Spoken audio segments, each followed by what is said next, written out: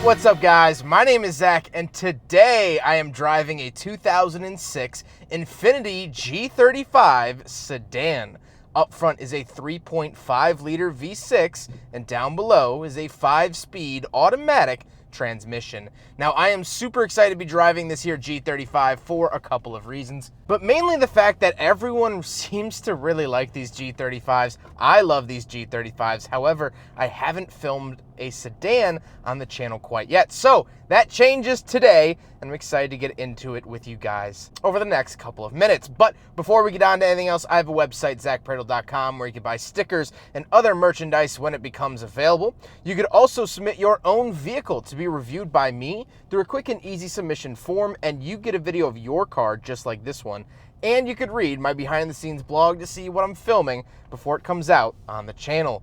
But let's get back to that 3.5 liter under the hood. Well, that's actually where this car gets its name. The G35 is because of the 3.5 liter V6. Now, it's a VQ35DE. What that means is it's a dual overhead cam engine with electronic fuel injection. That's what the D and the E stand for. VQ is the engine family, and 35 is the displacement. There's also the VQ37 of the G37 that later came. And I do have a video of that car, and I'll leave a link to my G37 video after this one. But this car makes 280 horsepower, which is really, really good. However, if you did opt to get the manual transmission, you actually got 18 extra horsepower, making it 298. So this is the 280 horsepower automatic version, but if you did get the manual, you did get more power. I really like the sound of it. I really like the torque and the power delivery of it. It gives you a very luxurious feeling. It's not overly in your face. It's not trying to tear your mustache off. It's just this nice, smooth power delivery. It sounds good, and it's definitely very, very adequate. Now, like I said, paired to it is a 5-speed Jatco transmission, and it's fine. It does the job. It's smooth enough. It's quiet enough. It doesn't hesitate, and I like it. However, just being a car enthusiast, I would like a manual transmission. I'd like that power bump with it. I'd like to shift my own gears, but I can't have everything in this world, and that's okay. Last but not least, this G35 is rear wheel drive. So in the base format, which this car is the base model, you got rear wheel drive. However, you could get a G35X, meaning it came with all-wheel drive. So if you want to seek that out, you absolutely can. With that stuff out of the way, let's talk about the interior. Well, in front of me, I have 4 gauges in the very typical Nissan orange. On the left, I have my coolant temperature and tachometer, and on the right, I have my speedometer and fuel. They're laid out really, really well, very easy to see, very easy to read. And although it is very mid-2000s of Infiniti to use these amber lights, I think this gauge cluster has aged pretty gracefully, along with the rest of the car. We'll talk about that later. On the steering wheel, on the left, I have my volume, skip track, and phone options, and on the right, I do have my cruise control options. Very, very nice features. Off to the left, I have 2 vents, as well as I do have my trunk release, traction control, and gauge dimmer switch way down by my left shin. And then on the door, I have my lock and unlock and power windows. Moving into the center, I get an interesting mix of analog and digital elements. On the left and right, that's actually my temperature settings and climate controls, as well as I have a little digital compass. But then in the center, I get an analog clock, and I absolutely love this touch. It really, really classens up the vehicle. And Infiniti has been known to do this. They've done this in almost all of their products that I've at least driven. And I really like that. It just adds this little extra something to the interior. I do want to talk about the dashboard for a brief moment because it is rather cracked. Now, this car does live its life down here in Dallas, Texas, and where the sun is not very nice to it. It's the middle of October, and I don't have to wear a sweatshirt, which I'm not used to being a Chicagoan. And so unfortunately, in a fight as old as time, Nissan dashboards and the sun have never gotten along. Even dating back to the old Skylines and such, they often crack because of the sun. So it's just one of those Nissan things, but I thought I'd point it out in case you saw it on a car you were looking at. It's pretty common to see in warmer climates. Then I do have this interesting cubby on the dash. You can open and close it. That's it. I mean, it's kind of interesting, kind of weird. And following the weirdness are the buttons for the climate controls. Now, the climate controls are laid out very nice, very easy to see and read. I have temperature, auto, econ, fan speed, all that goodness. However, the buttons themselves are a very strange material. They're not quite rubbery. They're not quite plasticky either. It's a very, very interesting feel, and I'm not quite used to feeling things like that in cars. Then we do have an aftermarket radio because every radio from the mid-2000s was and doesn't play nice with modern tech, so the owner swapped it out for a unit that does do Apple CarPlay. So this is not a factory option, and this was not originally with the G35. Then I get a pop-out ashtray and cigarette lighter, and then we come to the shifter itself. I've always liked these shifters. Again, Infiniti has used this throughout a lot of their vehicles. I think they look very nice and presentable and luxurious enough. Then I do have my heated seats down below and cup holders, so we will do a big friggin' bottle test here in the 2006 Infiniti G35 Sedan, and unfortunately, as predicted, it fails. Most vehicles in this segment don't. It's mostly SUVs and trucks that do pass, so not the end of the world. Then we do get a nice center console with a 12-volt outlet in there as well for all your charging needs.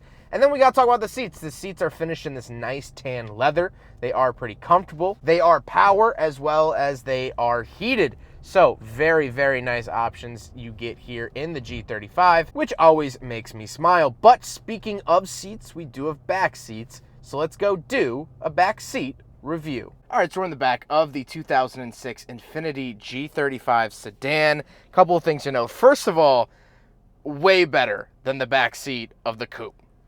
Miles better. So much better. Buy the sedan. I think it looks better. Functionality. All right. Anyway, knee room great, headroom great. I do get a Bose speaker over my right shoulder in the center. I get 2 climate control vents down here. Very, very nice for a sedan like this.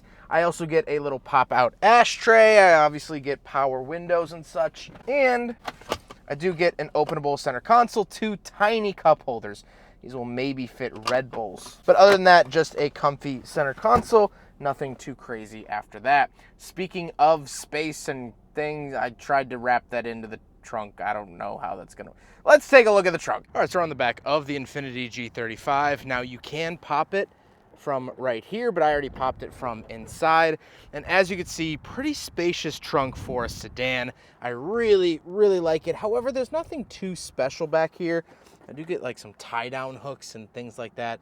But other than that, it's just a very nice spaced trunk. You're not gonna have really much worries unless you're moving into an apartment and you need to bring a couch and a bed. Then you might wanna look at other vehicles, but for a sedan, I think it's really, really nice. Now we gotta talk about the looks. And as I said with the gauge cluster, I think this car has aged really, really well. Could I tell that it's from the mid-2000s? Yeah, but I don't think it looks bad. I think it's aged rather gracefully, much like Jennifer Aniston or Rob Lowe. However, with all of that stuff out of the way, let's get on to my final thoughts. What do I think finally driving a G35 sedan? Well, first of all, I really, really like this car. I've always loved these cars. I think that they're fantastic. I think they're comfortable. I think they make good power. And I think they check a lot of boxes that sedan buyers are looking for. Especially now, 16 years later, you can get them for the right price. And so I think that's the biggest takeaway that I have from this car. If you're in the market for a used luxury vehicle, you don't have the money to spend on a brand new luxury car, but you want some of the nicer amenities, you want the nicer ride, maybe you want that badge up front,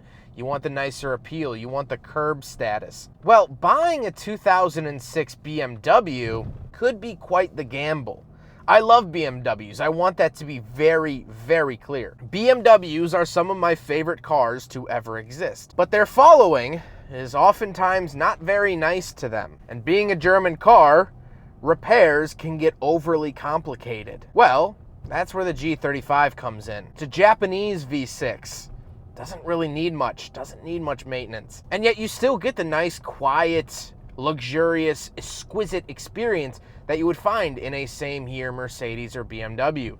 The ride is pretty nice. I know you've heard some things in the background. These Texas roads, you are hearing potholes and clunks and things because of the road. It's not because of the car. The car is actually very, very smooth, very nice to drive. The power delivery is fantastic, feels great. Again, nice and smooth. And so you can get into this car and own one without the headaches, without pouring your wallet on the concrete floor anytime a repair is needed. Parts are pretty available. They share it with Nissan products. Nissans are not the most expensive vehicles ever made, so their parts are cheap. They're affordable. Does the Infiniti badge have quite the curb appeal of Mercedes or BMW? No, and I'm not trying to say that it does. But what you don't get at the badge, you save under the hood. And that to me is worth it. I could give a rat's top hat about what badge is on the car. I want it to be good, I want it to be reliable, and I want to enjoy it. And that's exactly what I do with this car. And that's what I've always done with Infinitis. Huge thank you to Ryan for letting me take out his G35. This thing is absolutely awesome. I'm so glad I was able to cross the G35 Sedan off of my list. I love them. I know you guys love them too. And that is all thank you to Ryan. But I hope you guys enjoyed the video. Don't forget to rate the video, comment on the video, and subscribe if you really liked it. Take care, guys.